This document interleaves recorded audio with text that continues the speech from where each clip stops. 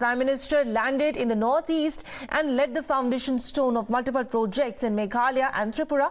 In an unsparing attack, Prime Minister rained fire on the opposition for ignoring the northeast and especially the border areas. He also slammed the previous governments for thinking that developing the border states would benefit the enemy. Now he asserted that the border areas which were ignored earlier are witnessing infra push at a fast pace. He made it clear that northeast border areas are gateways to security and prosperity. Listen in.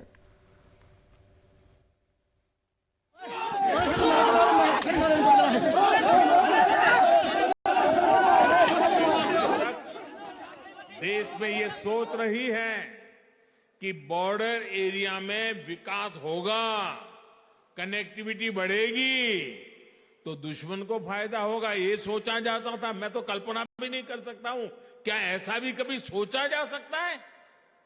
पहले की सरकार की सोच के कारण north east समेत देश के सभी सीमावर्ती क्षेत्रों में कनेक्टिविटी बेहतर नहीं हो पाई। लेकिन आज डंके की चोट पर बॉर्डर पर नई सड़कें, नई टनल, नए पुल, एक के बाद एक उसके निर्माण का काम तेज गति से चल रहा है। हमारे लिए नॉर्थ ईस्ट, हमारे बॉर्डर एरिया आखिरी छोर नहीं, बल्कि सुरक्षा और समृद्धि के गेटवे है। राष्ट्र की रक्षा भी यहीं से सुनिश्चित होती है और दूसरे देशों से व्यापार कारोबार भी यहीं से होता है। Now, Home Minister Amit Shah echoed how Modi Sarkar has established peace in the northeast, which was once a militancy-affected region. Rajnath Singh, on the other hand, hailed the valor displayed by our braves at Tawang. Listen in. जो पूरा उत्तर पूर्व पहले बंद, हड़ताल, बम धमाके, गोलीबारी से जाना जाता था, ये 8 साल के अंदर अगर 2014 से तुलना करें तो विद्रोह की घटनाओं में 74% कमी नरेंद्र मोदी जी के शासन के अंदर आई है।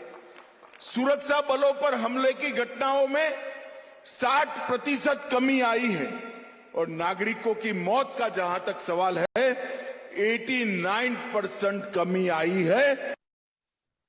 राजनीति सच बोलकर ही की जाती है, झूठ बोलकर लंबे समय तक राजनीति नहीं की जा सकती। हर समय राजनीति में किसी के इंटेंशन पर संदेह करना क्यों सब, इसका कारण मुझे समझ में नहीं आता। चाहे गलवान हो तो तावांग हो, मैं स्वयं ही पहले कल्पना नहीं कर सकता था कि क्या इस प्रकार का करिश्मा हमारी सेना कर सकती है। जितनी भी प्रशंसा की जाए वह कम है। Well, but the opposition is fuming and yet again resorted to doubt of forces, wherein Gandhi loyalist Jairam Ramesh posed 7 questions to the centre. He asked as to what has emboldened China to open a front against India, training guns at the centre. He also asked what the Prime Minister is hiding from the people of India and why is he running away from a discussion. Now, the opposition also says that the Prime Minister must list his achievements rather than blaming past governments to hide his failures. Listen in. I do not know Prime Minister is visiting which part of Northeast. He should go Arunachal Pradesh and give a strict statement against China. He doesn't speak even single word against China. What is his problem?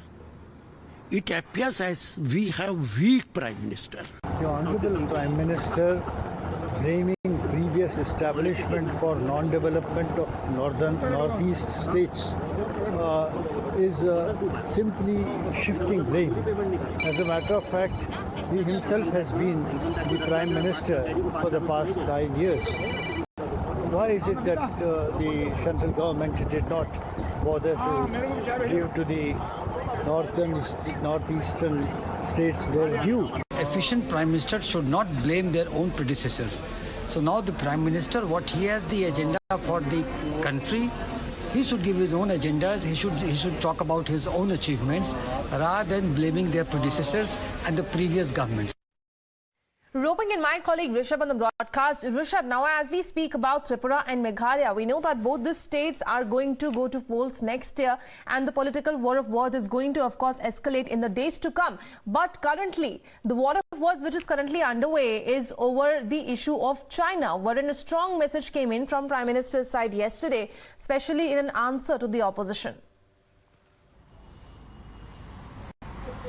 Definitely, if you see, Prime Minister was indicating to A.K. Antony, the former Defence Minister's statement in May 2014 that he made in the Parliament, where he said that it has been our policy not to develop the border areas because we feel that a developed border might be used for their benefit by the enemy nations, referring to China and Pakistan as well.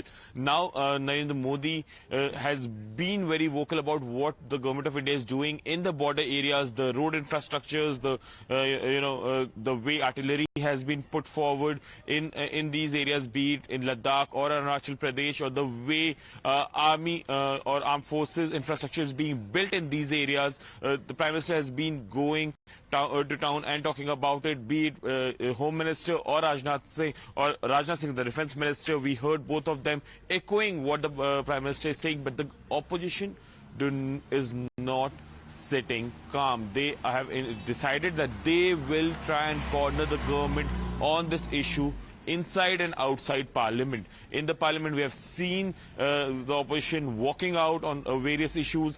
Outside Parliament, be it at Bharat Jodo Yatra or at press conferences, Congress looks aggressive. And that's the reason that the senior leaders of BJP have come forward to defend the government. The Congress right now wants discussion on China and why and what happened in Tawang or in Galwan in 2020. Remember, we lost 20 soldiers along with the commanding officer, Colonel Babu, in the Galwan clashes, and then there was a skirmish last week in Tawang where injuries were reported on both sides of the border. So Congress right now is aggressive while the government blames the past government, the UPA government from 2004 to 2014 for not developing these areas, and that's the reason the war of word has begun. As you mentioned, yes, the Meghalaya, Tripura along with Nagaland will go to polls in late February, early March next year, and hence the politics is upright there as well. Right.